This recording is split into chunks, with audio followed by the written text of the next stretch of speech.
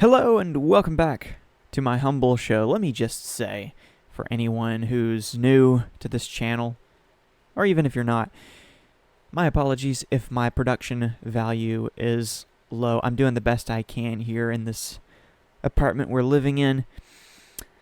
So somebody said in the comments below on one of my other videos that the compression was bad, that the audio was bad. The airflow in the background, if you hear it, is due to a plethora of fans. Yes, I have 3 fans in this room alone, an even bigger one right outside this room in the hallway. Our AC is in the other room on the other end of the apartment, so we have to keep the airflow in this way. Also, I've been recording in the middle of the night. I like to muffle my voice so as not to wake up my wife and daughter in the other room. So there's that. So if the audio quality is bad, I thought it was okay, but someone else didn't think that. That's part of the reason why.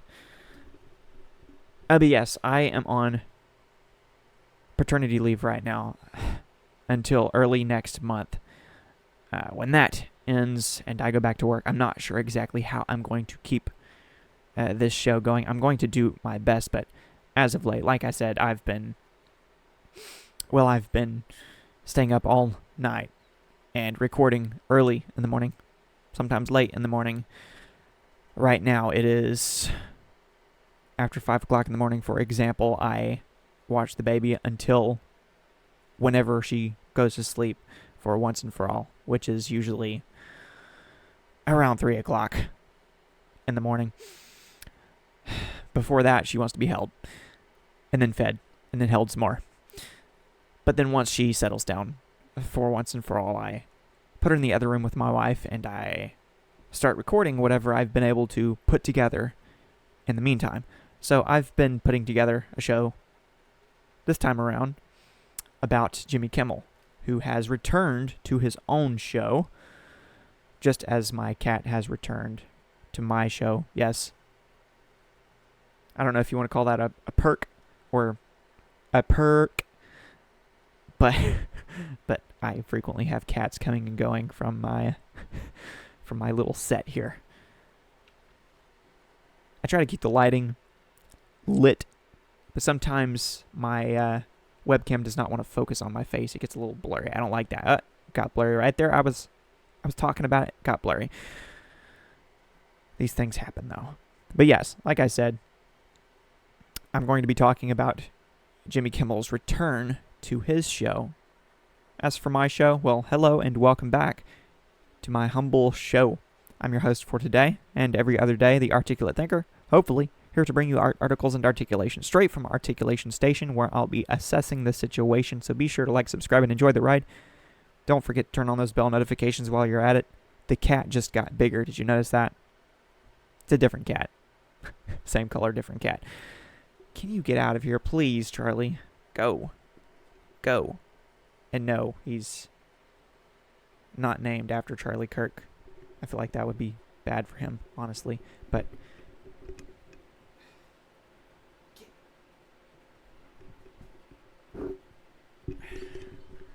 I dropped him onto the bed, in case you were wondering. I'm not just throwing cats against the wall or anything. Even if he deserves it. He is the most annoying of them all. All right, back in business. I'll start with the beginning of Jimmy Kimmel's show. On YouTube, it's the YouTube portion, so maybe you saw it, maybe you didn't. If not, you can watch the whole thing, or at least the YouTube portion of it, on his channel, Jimmy Kimmel Live. Jimmy Kimmel is back. That right there is not Jimmy Kimmel. This is not Jesse Waters' show. This is Jimmy Kimmel's show. But here we go. Breaking news on Jimmy Kimmel and autism. Jimmy Kimmel coming back to late night television. ABC chose to bring back their low-rating nighttime host. We are in for a monologue that will be a marker in late night show history. It's going to be in a moment. Yeah, no question. A huge moment in American history. It's one of the most pivotal moments in broadcast history. He will be delivering what is being dubbed the most anticipated monologue in late night in years. Maybe we should change? Yeah. So in comparison to the other networks you just saw clips from, this is pretty funny, but that's a very low bar. Now, if you'll notice, as the networks got more liberal, the praises got greater. I mean, he's pretty much being described as this historical figure who's going to change history forever. Okay, well, here he goes. From Hollywood, it's Jimmy Kimmel Live. Tonight, Glenn Powell and music from Sarah McLachlan with Cleto and the Cletones. And no, I'm not going to play all of this. Just a few more seconds. Got to get the crowd's reaction. And now, Jimmy Kimmel. Watch this get copyright struck just because I'm reacting to a minute of it.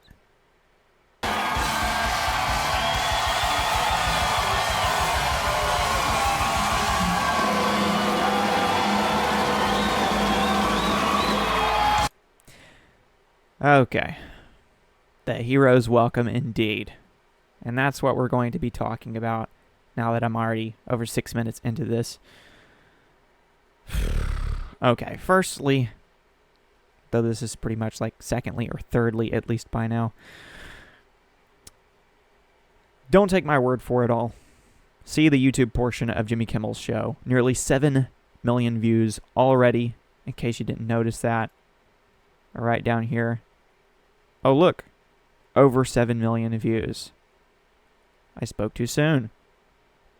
Over 7 million views already. ABC managed to send him back out looking like someone who just rose from the dead, with his audience giving him the hero's welcome.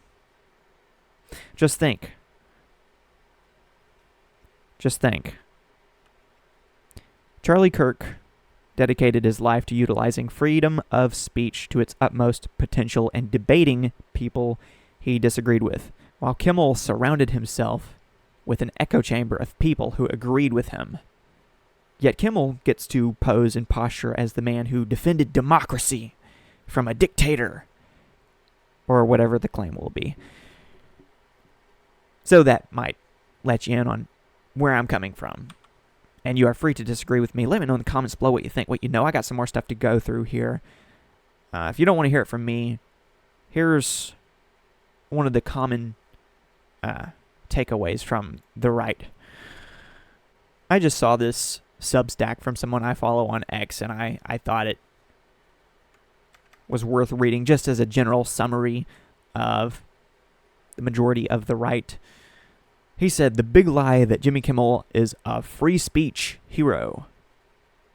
Kimmel's return monologue was about himself, casting himself as the victim in a controversy that began when a husband and father was gunned down for daring to speak his mind. And you definitely know where Kyle Becker is coming from. That's who wrote this Substack. Jimmy Kimmel returned to ABC on Tuesday night, a purported free speech hero, even as major carriers Sinclair and Nexstar blacked him out for refusing to apologize for smearing millions of Americans as a MAGA gang, supposedly responsible for the assassination of Charlie Kirk.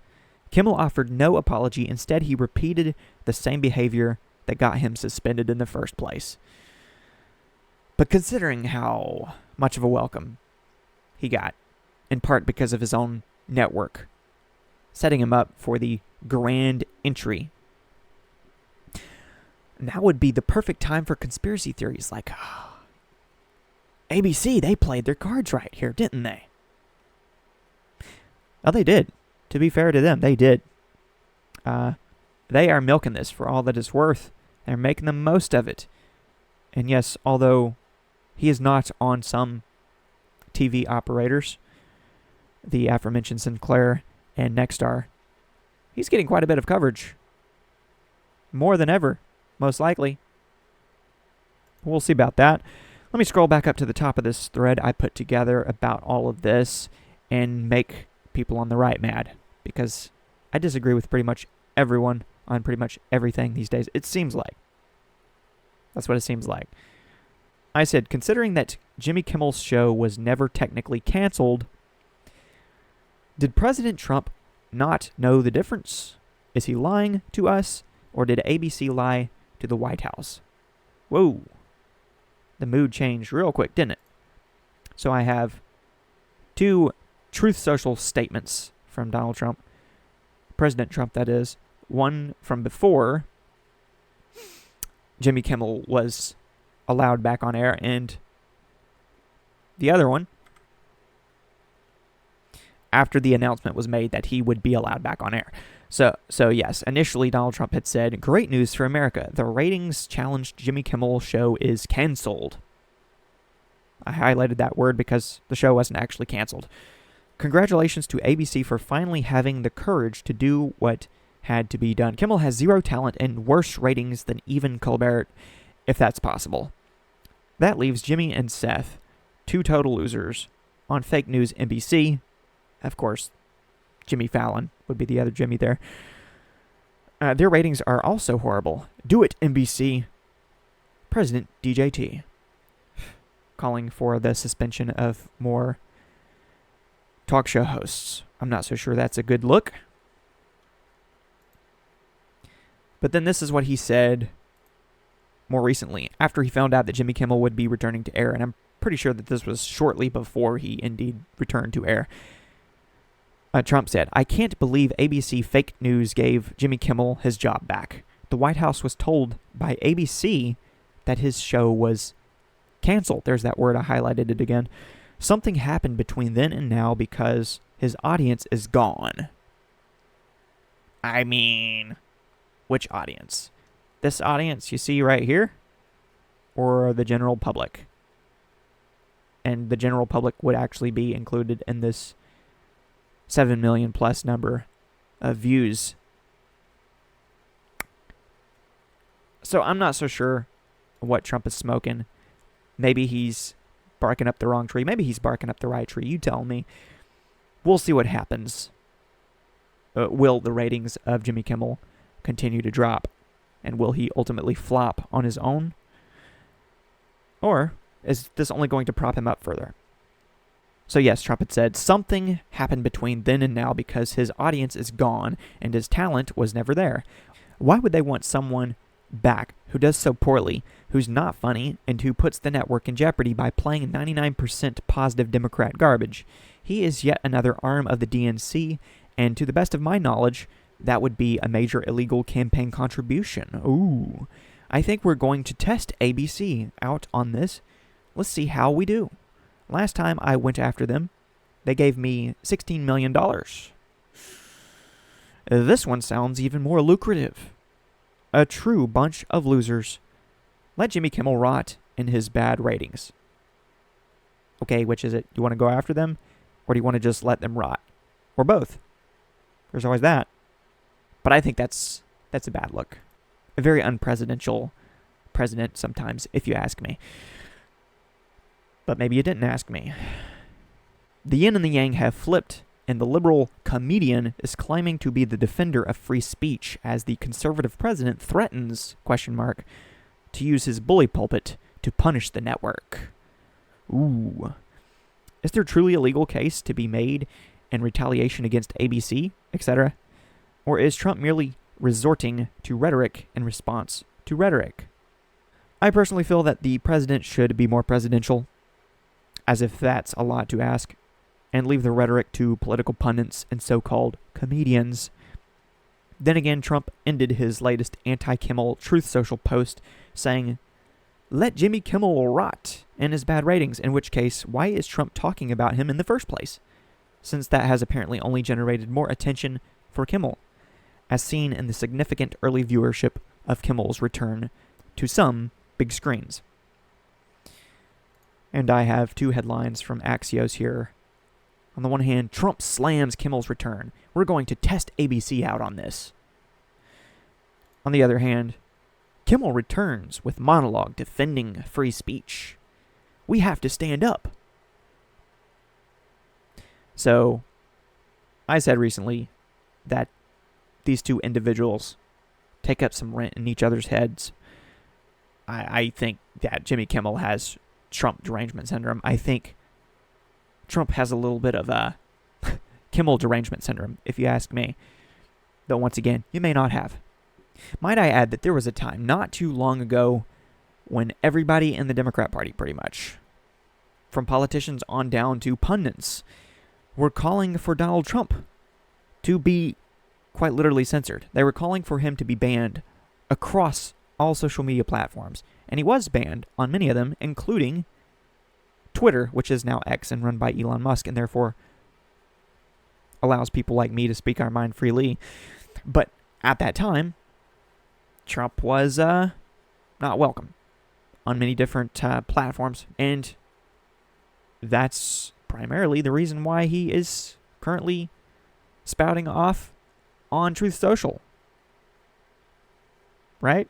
So, people complaining about what he says on Truth Social, take note of the fact that he's literally on Truth Social because of the censorship that took place against him, according to the Democrats. I mean, the Democrats supported all of it, and then some.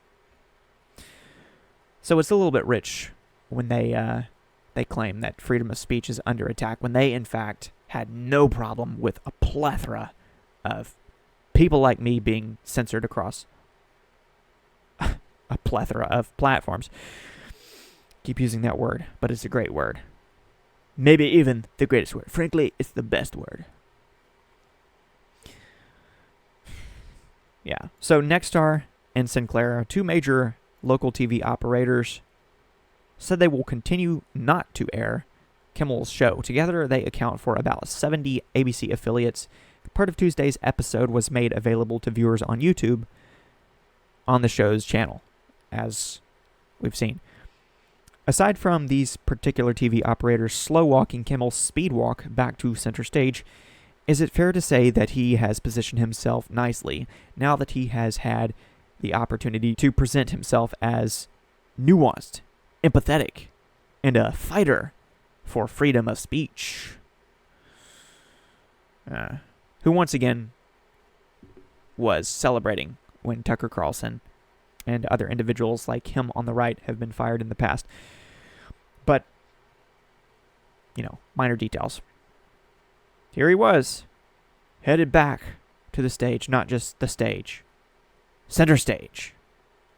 The spotlight is on him more so than ever, and the cards have been not just dealt but played by ABC, by Disney, and he's back with a vengeance. Jimmy Kimmel gets glowing coverage from the usual media suspects for managing to evoke tears for Erica Kirk, while continuing to evoke jeers for Donald Trump. Props to him for taking a moment to read beyond the room, but in my opinion, his show still sucks. Will be as one-dimensional as ever and will eventually run its course just like Stephen Colbert's show, which is set to expire. Because politically correct comedy can only connect for so long.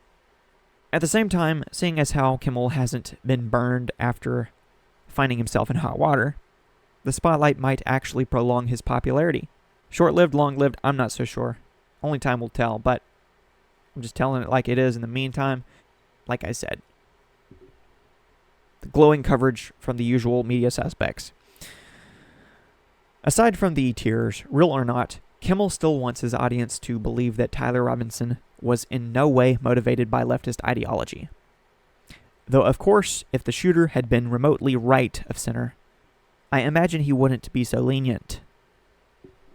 And I know that I sound like I'm very pessimistic when it comes to Jimmy Kimmel and his motive.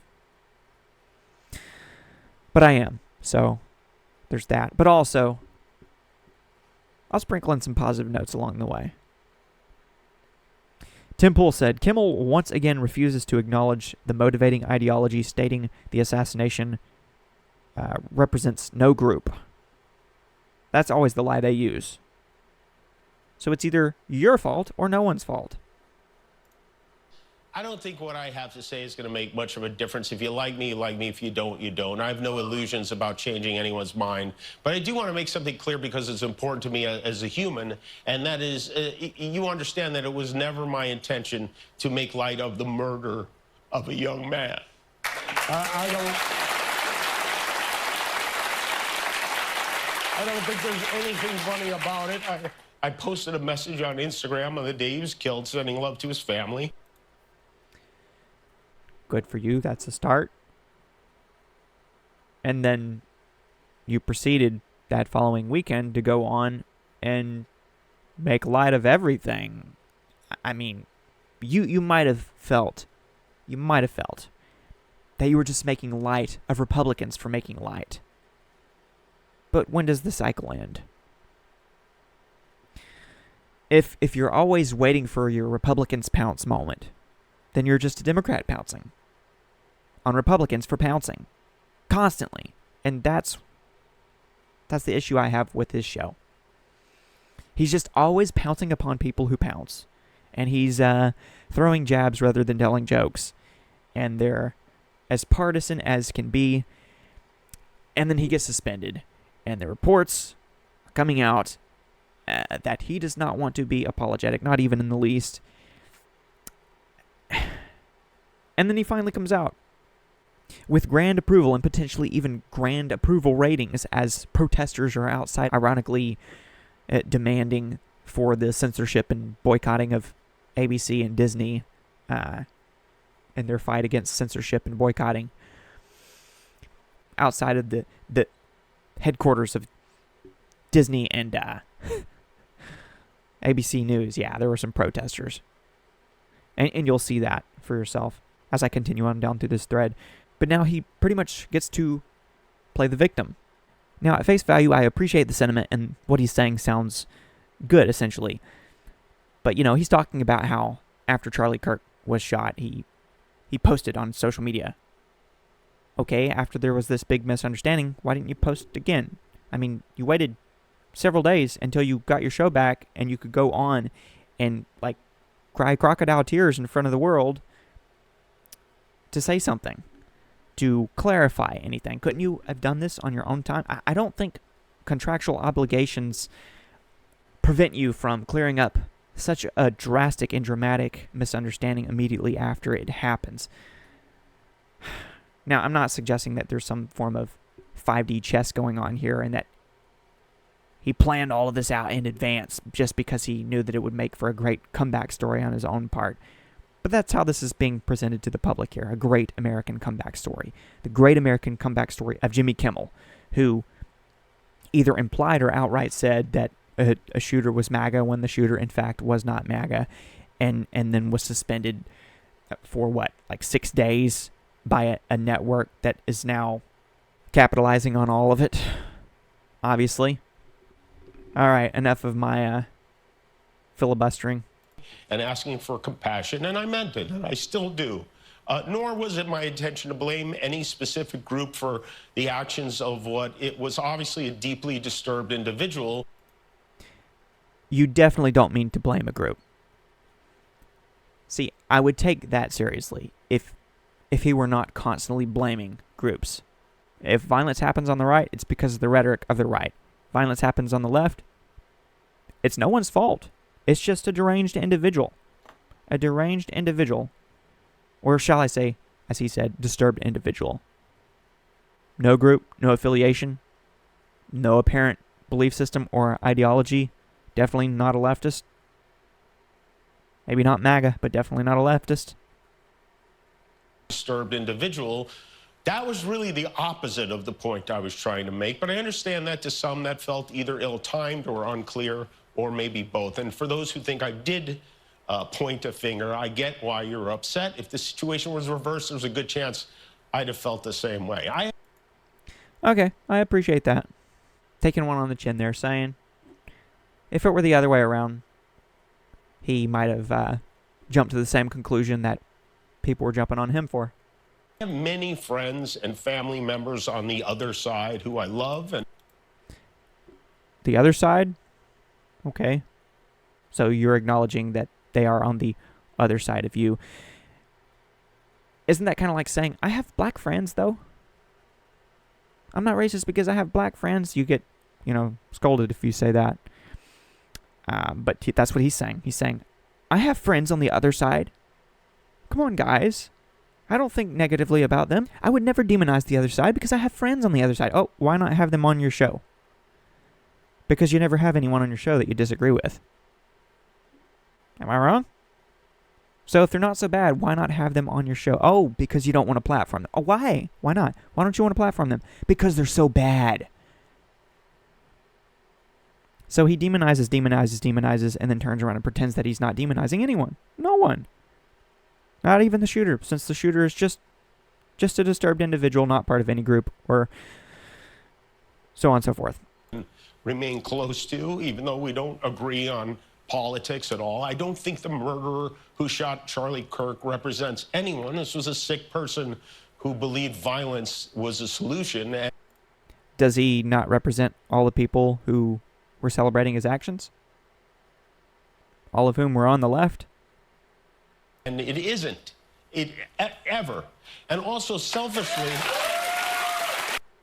By the way, this is not exactly a one-off. Remember Luigi Mangione murdered the CEO, healthcare CEO, and received quite a bit of support, actually, from the masses. People who were sympathetic to him and his actions because they don't like that industry and thought a man deserved to die because of his occupation. Apparently, it was just an occupational hazard. Well, again, if there are people who are going to justify that, then there are people who are going to justify the assassination of Charlie Kirk. Conservative Charlie Kirk. And that's exactly what happened. He was shot because someone thought like that. Thought that he deserved to die because he was a bad guy. Right? So you might be pretending like you're not calling anyone bad guys, but that's kind of what you do. That's kind of your thing. That's kind of the thing to do in politics. If you're on the right, the left is the bad guys. If you're on the left, the right is the bad guys. But in this case, a bad guy shot a guy that was on the right. And yes, the shooter was on the left. So it's not exactly condemning the entire left to say that the leftist should be condemned, but Jimmy Kimmel can't even say that. He won't. Kimmel briefly condemns the celebrations without saying left, immediately attempts to both sides it, and shifts into insulting Trump while praising the very sort of politicians who've been calling people like Charlie Kirk fascist for years. By the way, the continued whataboutisming is rich, considering how Kimmel continuously looks for reasons to go after the right, namely Trump, while complaining about how Trump goes after the left. Even after an assassination perpetrated by someone on the left against someone on the right. We're still trying to wrap our heads around the senseless murder of the popular podcaster and conservative activist Charlie Kirk. We're not really trying to wrap our heads around it. We know what happened. Someone believed that he was evil, and they took him out. Yesterday, whose death has amplified our anger, our differences, and I've seen a lot of extraordinarily vile responses to this from both sides of the political spectrum. Both sides?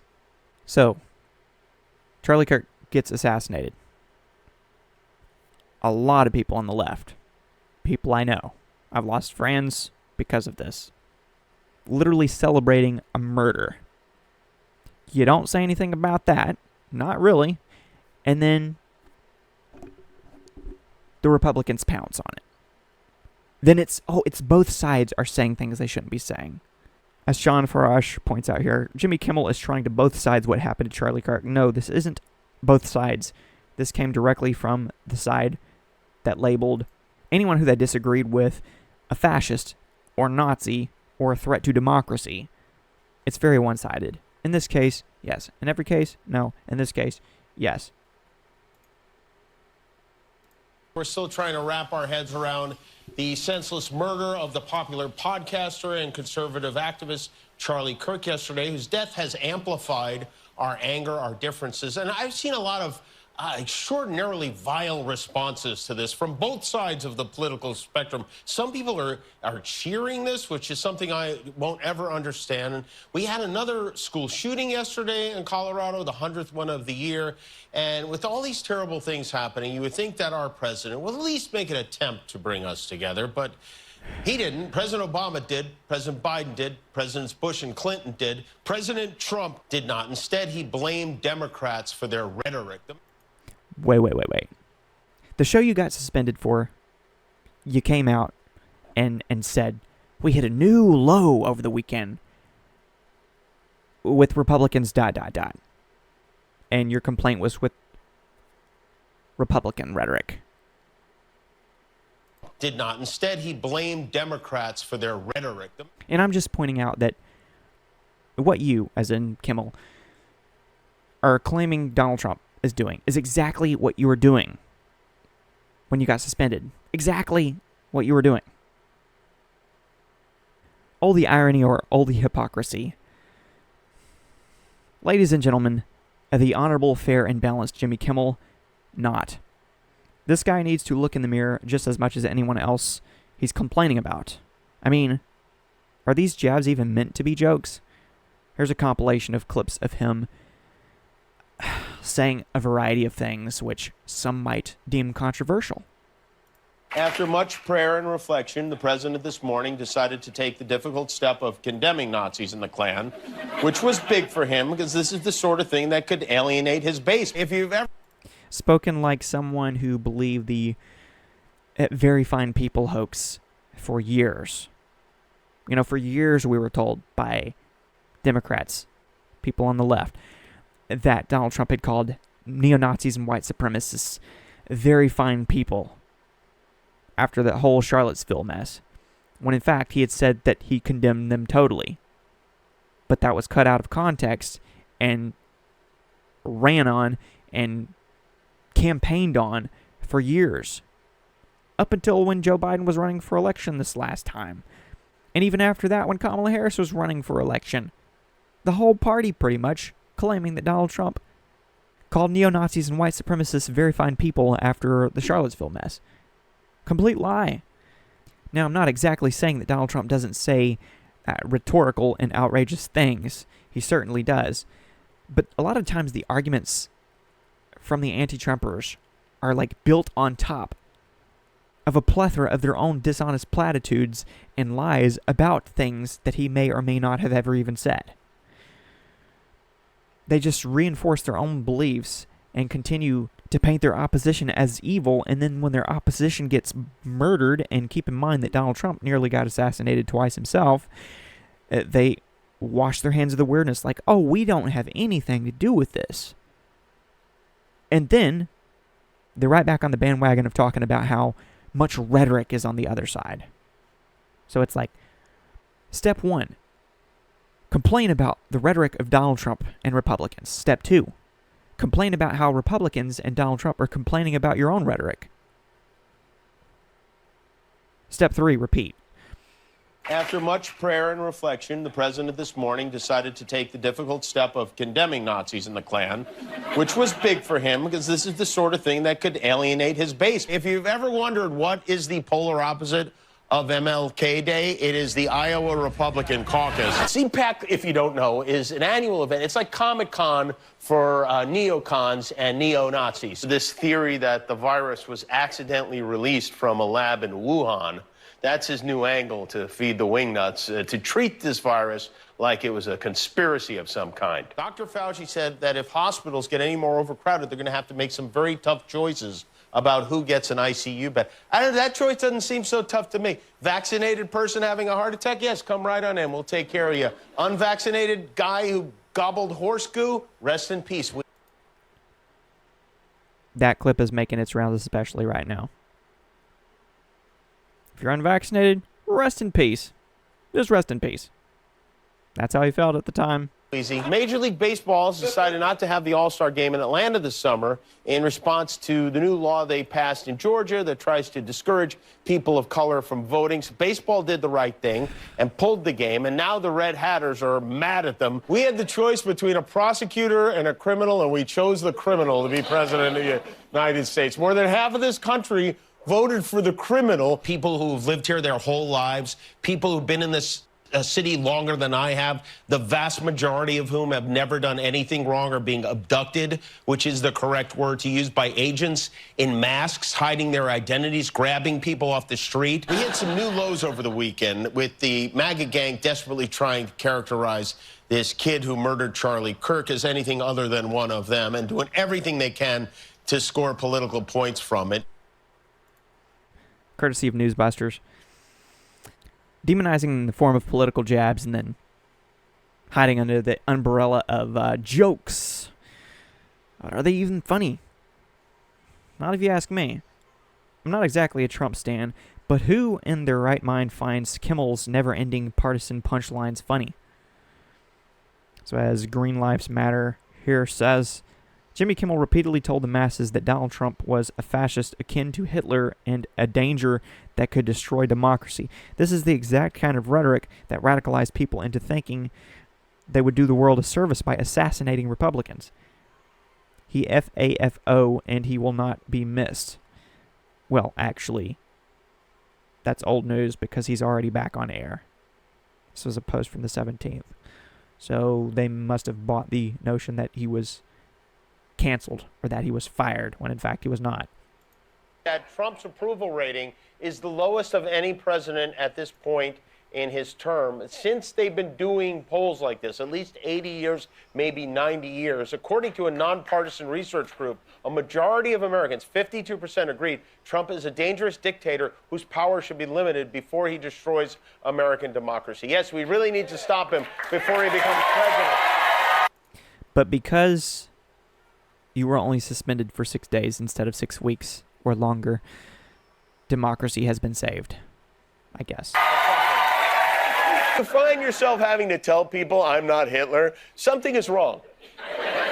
That means it's time to do a self-inventory. One of the keys to narcissism.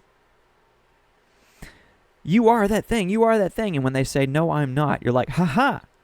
If you have to say that you're not that thing, it must mean that you're that thing.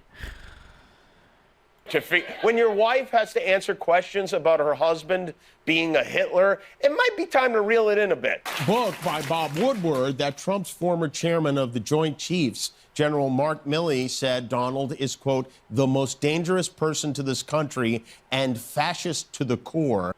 Yeah, Mark Milley also said he would go against his own government to help China out. That's a bad look. Which is a strong, I mean, where would he get an idea like that? I think the bigger problem is the enemy from within, not even the people that have come in and destroying our country. By the way, totally destroying our country. The towns, the villages, they're being inundated. But I don't think they're the problem in terms of election day. I think the bigger problem are the people from within. We have some very bad people. We have some sick people, radical left lunatics. And I think they're and it should be very easily handled by, if necessary, by National Guard, or if really necessary, by the military. Just a former president suggesting he'll use the military against his fellow citizens. Not exactly. For exercising their freedom of speech. Nothing to worry about, folks. Seriously, when is he going to grow that little mustache already? Because if there's only 3 weeks left, you got to get started. You can't, it doesn't just appear. So the Hitler hysteria on full display. Now, don't get me wrong. Donald Trump says some outrageous, outlandish things. And I wish he would not. But no, cleaning up the streets of Washington, D.C. with the National Guard. Not exactly the Hitler reach that you're looking for. Not that that's even what he was talking about there, but that's an example of what Donald Trump has done. Much to the outrage of Democrats. Oh, the irony of these people calling for boycotts and cancellations in response to Kimmel having his show suspended for a few days. Anyone think they shed a tear over Kirk's assassination? So here you see these protesters. Kimmel show in a vacuum. It happened hours after Trump's FCC chair threatened to strip ABC of their license. So I don't know how much the FCC chair thing had to do with the decision to suspend Jimmy Kimmel. But if that was like authoritarian overreach, it wasn't all that effective, right? Because now he's back better than ever. U.S. media, stop appeasing Trump, fascist. So if you look a little bit further ahead in this video here, you will see this sign, which is interesting to me. Boycott Disney, ABC, and Hulu. So yeah, they can't figure out whether they are pro or anti-censorship. Now, those on the right might mockingly argue that Kimmel's return shows that President Trump is the most ineffective dictator ever, in which case Trump should take that as a point and stop trying to step on rakes by threatening to take legal action against networks for criticizing him. I know there is a legal line, and slander is to be condemned totally.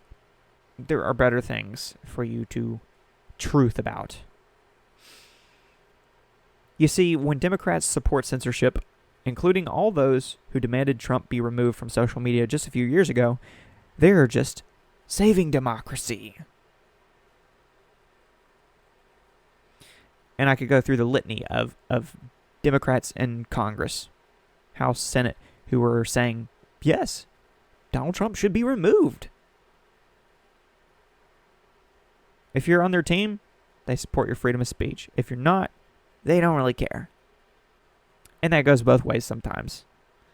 Somebody by the name of Gator Hagar says, it's awesome how Democrats called it fascism when Disney suspended Jimmy Kimmel for 6 days, but not this. The Biden administration was literally threatening platforms to remove media that went against their messaging. Legitimately fascist, actual fascism.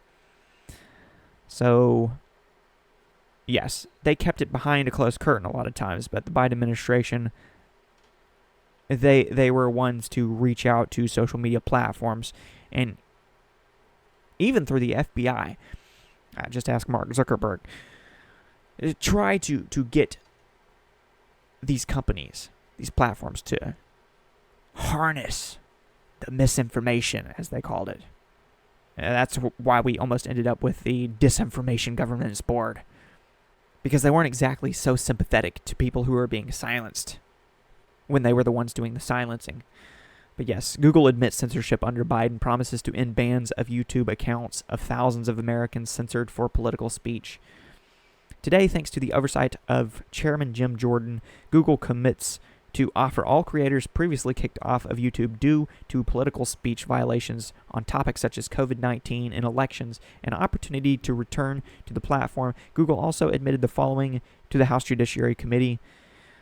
The Biden administration pressured Google to censor Americans and remove content that did not violate YouTube's policies. The Biden administration's censorship pressure was unacceptable and wrong. Public debate should never come at the expense of relying authorities. The company will never use third-party fact-checkers. Yeah, we don't hear so much about fact-checkers anymore, do we? Europe's censorship laws target American companies and threaten American speech, including the removal of lawful content. These major admissions come after Chairman Jordan's subpoena to Google and years-long investigation into the company. But with all the above being said, I do applaud Jimmy Kimmel, and you can watch the whole show for yourself, for his praise of Erica Kirk. And I know I've been pretty negative about him in this show of mine. In fact, more negative than I initially intended to be, but I just get a little bit worked up sometimes. Still trying to be fair at the end of the day, fair and balanced. One might suggest that her, as in Erica Kirk's, forgiveness was merely his, as in Jimmy Kimmel's, opportunity to highlight his own supposed sense of humanity after such backlash for his prior remarks. But that's quite a pessimistic and unprovable suggestion, so I'll just end by hoping that we can all take notes from Erica and be more forgiving going forward. It won't bring back Charlie, but it will certainly save a life at some point. So I'm going to play this. Take it for what it's worth. Jimmy Kimmel shedding a tear as he talks about what Erica Kirk's forgiveness meant to him. Sunday, Erica Kirk forgave the man who shot her husband. She forgave him. That is an example we should follow. If you believe in the teachings of Jesus as I do, there it was. That's it. A selfless act of grace, forgiveness from a grieving widow. It touched me deeply. And I hope it touches many. And if there's anything we should take from this tragedy to carry forward, I hope it can be that, and not this. So thank you for listening, and I'll have more to say when we come back. I wonder what more he will have to say. But I do applaud him for saying that much. How could anyone watch what Erica Kirk had to say and come away with anything other than tearful thoughts? Because it was indeed powerful. The whole memorial was quite powerful, though there was a lot of politics interwoven into it. But that's the case here as well. A few seconds worth of him praising Erica Kirk could go a long way. Or not. I'm not sure. I'll see what he's saying a week from now. And hopefully you'll see what I'm saying a week from now too. So I think I already read this. Yes, I read this at the beginning and then backtracked. That's my thread. Those are my thoughts. Keep in touch, keep in tune. New content is coming soon. Peace.